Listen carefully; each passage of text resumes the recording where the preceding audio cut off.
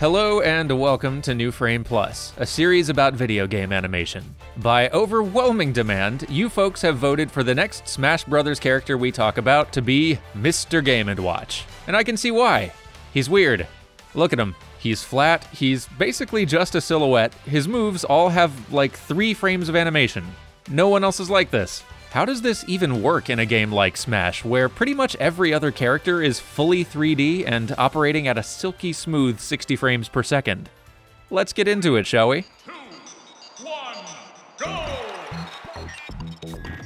Mr. Game & Watch isn't so much a character as an amalgamation, a stand-in representing a whole series of games from the 80s. Yes, before there was Game Boy, even before there was NES, there was Game & Watch. Game & Watch was this whole line of handheld games that Nintendo produced between 1980 and 1991. Each one of these devices usually contained a single, very simple game played on a liquid crystal display, similar to that old Casio watch you used to wear in middle school, you cool person. But here's the thing about LCDs. You can't really move the crystals in those displays around. They can only be turned on or off, and that makes it pretty hard to animate anything. But say you were to place those crystals in several different locations on the screen and then had them switch on or off in response to the player's button presses. If you did that, it would almost sort of create the impression of a character or object moving across the screen. This is the origin for Mr. Game & Watch's weird movement style, and the way it's been implemented in Smash is actually pretty clever.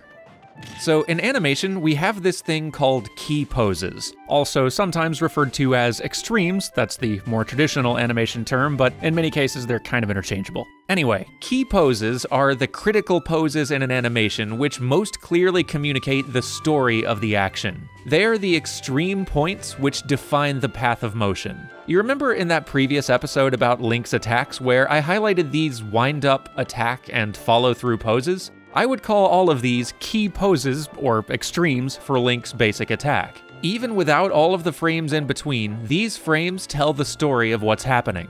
If you look at old school 8 or 16-bit sprite animation, those game characters operated almost exclusively through key poses. From Mario's jump, to Simon's whip, to Mega Man's run.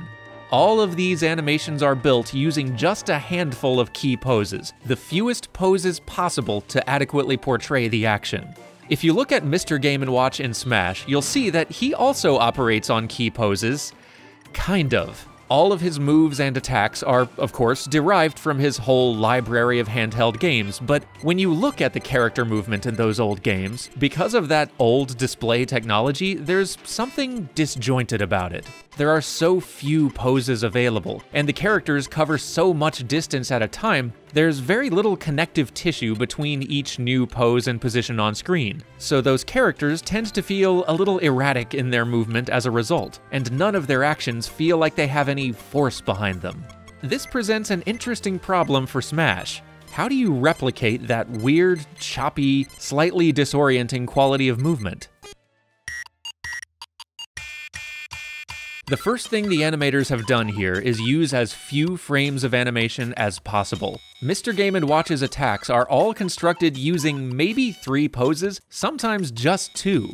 All of his moves are built on key poses, just like those 8 and 16-bit characters I described before, but it doesn't feel like there are quite enough key poses in there to completely sell the physicality of the actions he's performing. Old Game & Watch titles just could not take advantage of most of the animation principles that we'd use to convey force or impact, and Smash's animators have actually preserved some of that effect in not only the posing of Mr. Game & Watch's moves, but also the very even, flat timing of them. You won't see him actually swing a chair. He just holds the chair this way, and then he holds it that way. And for Mr. Game & Watch, that constitutes an attack. This is a character that really relies on Smash's dust clouds and hit pauses and effects explosions to get any sense of impact to his moves. For any other character, that would be an animation problem. But for Mr. Game & Watch, it is exactly that problem that makes his moveset feel faithful to the source material. But one of my favorite things about Mr. Game & Watch's animation, and it's the thing that I think really makes this whole animation aesthetic work, is the way the animators have managed to recreate the erratic, disorienting quality of his movement. You can really see this in his run. Just for comparison, let's look at Mega Man's old run again. It's built from just 3 poses, but you can see how each one of those key poses leads from one to the next. Step and step and step and step. You can see him putting one foot in front of the other. You can see the nice up and down bob on his body with each stride. Just 3 poses, but still enough to clearly communicate a run. But with Mr. Game & Watch, and I love this, these poses barely communicate the action of running at all. None of these poses connect to each other in a logical way. It's like they took a bunch of individual run cycle poses, and then they completely randomized what order they play in, so you're left with an erratic jumble of poses that make no sense together. That is really clever. It's not exactly how characters moved in the old Game & Watch days, but it does sell the feeling of how they moved in those games. This brings us to the next question. How has Mr. Game & Watch's animation been adapted to work in Smash? Well, there is one very big change, and you've probably already picked up on it. In those old Game & Watch titles, like I mentioned before, the crystals in those old LCD displays couldn't move, so the characters couldn't really move either. They could only disappear and reappear in a new position simultaneously. But that is not how Mr. Game & Watch moves in Smash, at all. Sure, there might be a nice stuttery pop to the way he switches between poses, but his movement around the battlefield, the tracking of his position, is silky smooth. See, limiting the visual information that Mr. Game & Watch's posing conveys is one thing. You can get away with that. But his position on screen at any given moment? No. Positional data is crucial to Smash Bros. Gameplay. If Mr. Game & Watch popped around the screen in Smash the same way he did in his handheld games, effectively teleporting around the stage non-stop, he would be a nightmare to fight, and to control for that matter. So, even though it defies the character's source material, for the sake of gameplay, Smash's animators made the concession of having Mr. Game & Watch's position on screen update at a smooth 60 frames per second, just like any other character on the roster. And thank goodness for that. This gets back to that same thing I was saying in the Mario episode. Animating a Smash character is all about finding the balance between representing that character's origins and making them functionally work as a Smash fighter.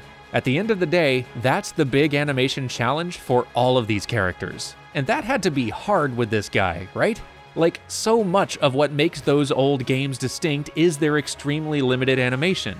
You really can't have Mr. Game & Watch move around like any other character and still feel like himself. And I love that they found an elegant solution to that, preserving the stiff, stuttery posing style of the source material, while also being willing to make big concessions for the sake of visual clarity. His movement is still erratic and weird, and it feels like it shouldn't work, but it totally does, because all of the visual information you really need is in there. Cool as heck, right? Anyway, I hope you enjoyed this, and let me know down in the comments if there are other characters you'd like me to dig into. If you want to hear more about Smash animation, here is a playlist of all the characters I've covered so far. Have a good one, and I'll see you next time.